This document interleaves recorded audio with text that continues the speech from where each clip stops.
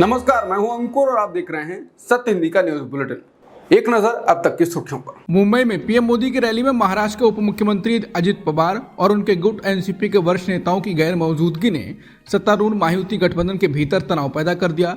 दादर के छत्रपति शिवाजी पार्क में आयोजित रैली का उद्देश्य गठबंधन की ताकत और एकता को प्रदर्शित करना, शिवसेना के एकनाथ शिंदे गुट और रामदास अठावले के नेतृत्व वाली रिपब्लिकन पार्टी ऑफ इंडिया के नेताओं को एक साथ लाना था। हालांकि मुख्य एनसीपी के उम्मीदवारों सना मलिक, नवाब मलिक और जीशान सिद्दीकी की उपस्थिति में कमी स्पष्ट थी, खासकर जब गठबंधन के बाकी प्रतिनिधि मंच पर मोदी के साथ दिखाई दिए। इस अनुपस्थिति ने सबकी भौएं चढ़ा दी। रिपोर्ट्स से पता चलता है कि अजित पवार का एनसीपी गुट भाजपा के नारे बटेंगे तो कटेंगे से असहजता महसूस कर रहा है, जिसे कुछ लोग एकजुटता लागू करने के लिए दबाव की रणनीति के रूप में देखते हैं। अजित पवार के दावे के बाद एक बयान आ रहे हैं। अजित पवार ने खुलासा किया था कि अडानी भी शाह के साथ मौजूद थे और शरद पवार भी, जब 2019 में नए गठबंधन को लेकर बातचीत हो रही थी। इसके बाद अब डिप्टी सीएम देवेंद्र फडणवीस ने कहा है कि उनकी पार्टी और एनसीपी के बीच नवंबर 2019 में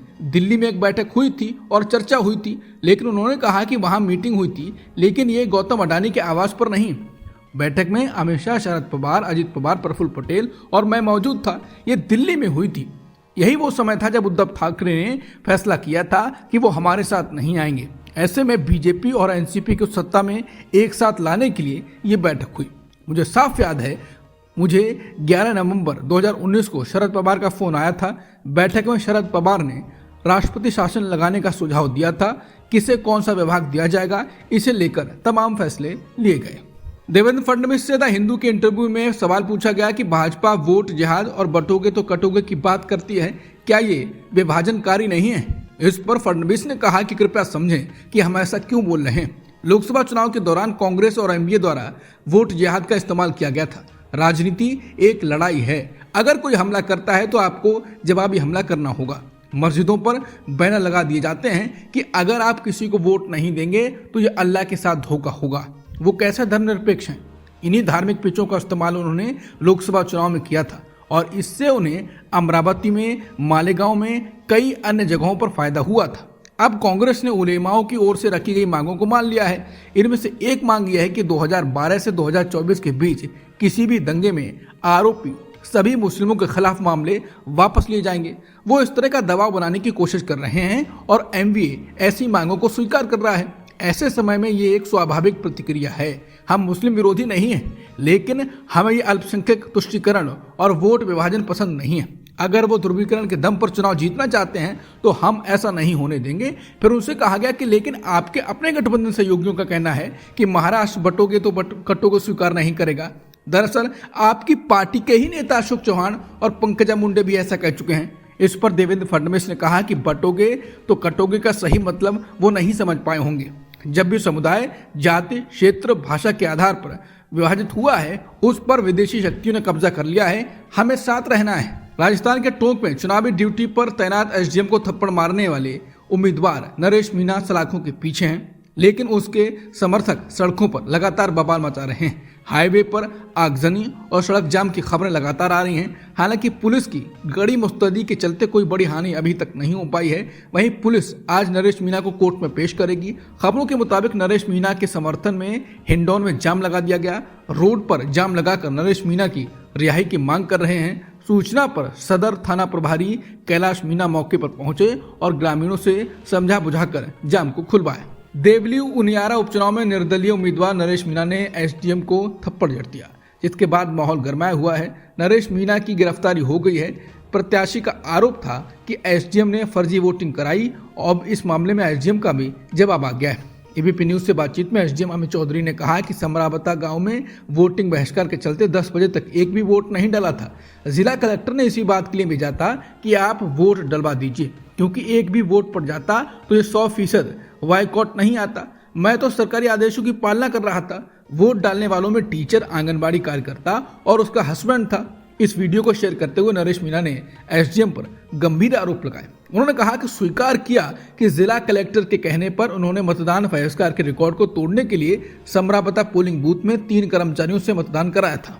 मतदान स्वैच्छिक होता है, चाहे कर्मचारी हो या आमजन। फिर एसडीएम ने क्यों दबाव से मतदान कराकर हालात खराब करने की शुरुआत की। दिल्ली एनसीआर की हवा बेहद जहरीली होती जा रही है। हालात ऐसे हो गए हैं कि लोगों को सांस लेने में भी काफी परेशानी हो रही है।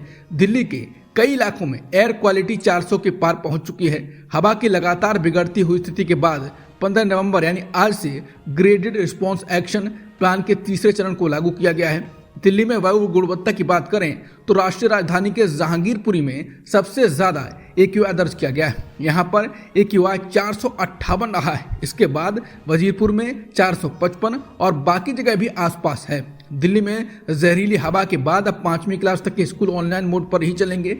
दिल्ली के बच्चों की हेल्थ का ध्यान रखते हुए सरकार ने यह फैसला किया है। बाकी राज्यों से आने वाली सभी अंतर्राज्यीय बसों की एंट्री पर बैन लगा दिया गया है। इतना ही नहीं, ग्रैब का तीसरा चरण लागू होने के बाद में BS3 वाहनों और डीजल वाहनों को भी नहीं चलाया जाएगा। तेलंगाना सरकार ने दिलजीत दोसांझ के कॉन्सर्ट दिल ल्यूमिनाटी के आयोजकों को एक नोटिस जारी किया है। शुक्रवार को हैदराबाद में दिलजीत दोसांझ का कॉन्सर्ट आयोजित होना है।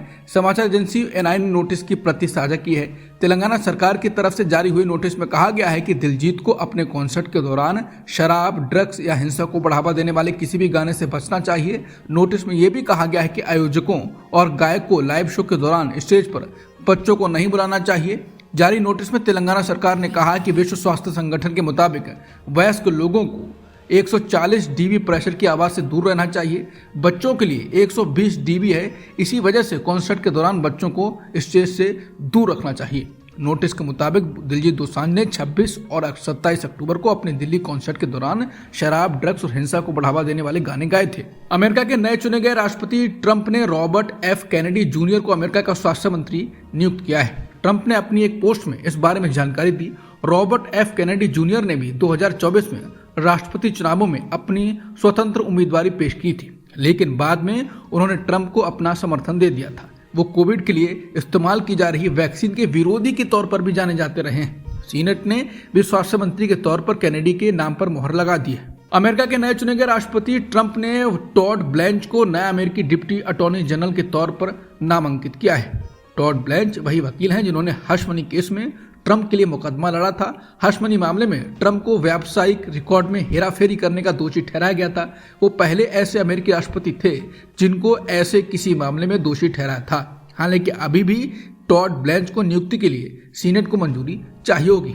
अमेरिकी गृह मंत्रालय के प्रवक्ता वेदांत पटेल ने एक प्रेस वार्ता में पाकिस्तान में होने वाली चैंपियंस ट्रॉफी पर प्रतिक्रिया दी। वेदांत पटेल से चैंपियंस ट्रॉफी को लेकर सवाल पूछा गया। इस पर उन्होंने कहा, यह वर्ल्ड कप के बाद क्रिकेट का सबसे बड़ा टूर्नामेंट है। उन्होंने कहा, भारत को इस टूर्नामेंट में हिस्सा लेना है, लेकिन भारत सरकार ने क्रिकेट टीम को पाकिस्तान भेजने से मना कर दिया है। अमेरिकी गृह मंत्रालय के प्रवक्ता ने कहा कि भारतीय टीम आखिरी बार 2008 में पाकिस्तान में खेलने गई थी, लेकिन राजनीतिक तनाव की वजह से उसके बाद भारत ने पाकिस्तान की यात्रा नहीं की है। मैं पूछना चाहता हूं कि क्या खेल को राजनीति से जोड़ना बेहतर है? वेदांत पटेल ने कहा, यह मामला भारत और पाकिस्तान के बीच संबंधों का है। उन दोनों को खेल या फिर दूसरे मामलों को लेकर आपस में बातचीत करना चाहिए। उन्होंने राय जाहिर करते हुए कहा कि उनको अपने द्विपक्षीय संबंधों को लेकर बातचीत करनी चाहिए। ये ऐसा नहीं है कि हमें बीच में पड़ना चाहिए, लेकिन खेल एक ऐसा क्षेत्र है जो कि दोनों को आपस में जोड़ सकता है। अब तक की सुर्खियों में इतना ही। बाकी खबरों के लिए बने रहिए सत्यहिंदी.com के साथ।